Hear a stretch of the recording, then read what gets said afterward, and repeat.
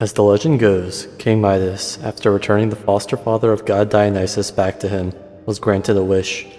Thinking he was clever, Midas wished that all he touched turned to gold, so he could have infinite wealth and power.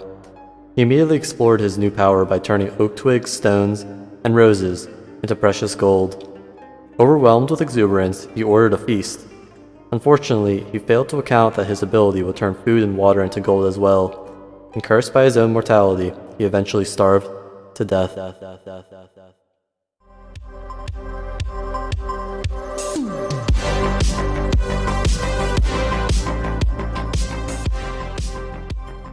Hey guys, and welcome back to another episode of Thought Time. Today we will be exploring greed in the Safdie brothers' 2019 film, Uncut Gems. This movie features Adam Sandler as Howard Ratner, or Howie, an eccentric jeweler in New York City obsessed with money and himself. Upon receiving a mysterious and rare opal, his fortune changes.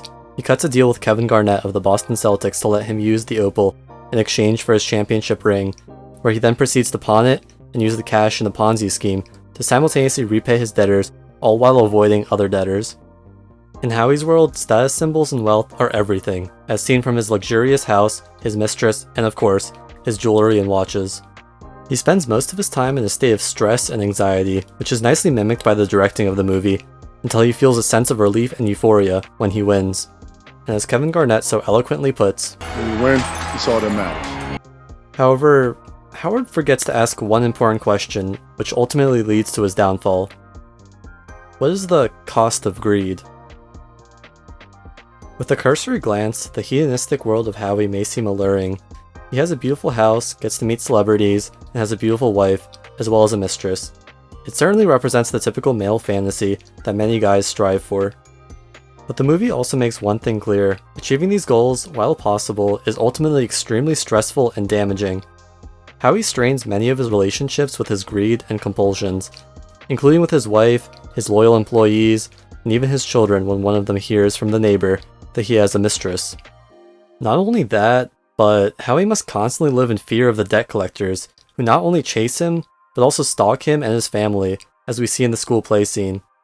Interestingly enough, this play seems to deal with a girl that has the ability to spit gold, though that might just be a coincidence. Howard, as stubborn as he is willing to accept these risks for the reward. However, when we take a closer look into his life, how rewarding is it really?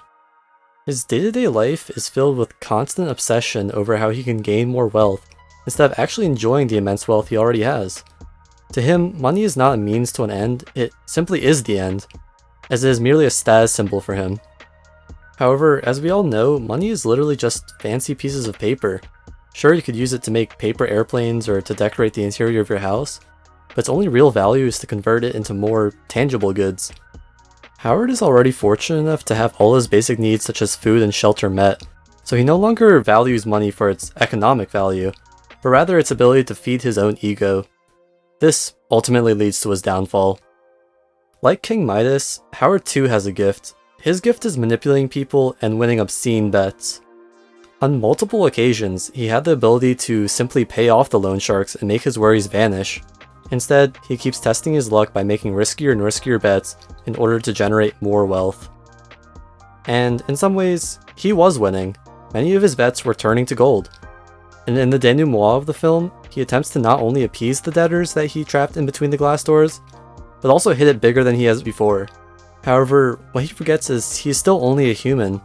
No amount of money can save him from the wrath of a bullet to his temple, as he has enraged the collectors for one last time. He sacrifices all his life in the name of a material that is only valuable when you actually have a life, which is the irony that Howie failed to see. You see, jewelers' jobs are ultimately to appraise value.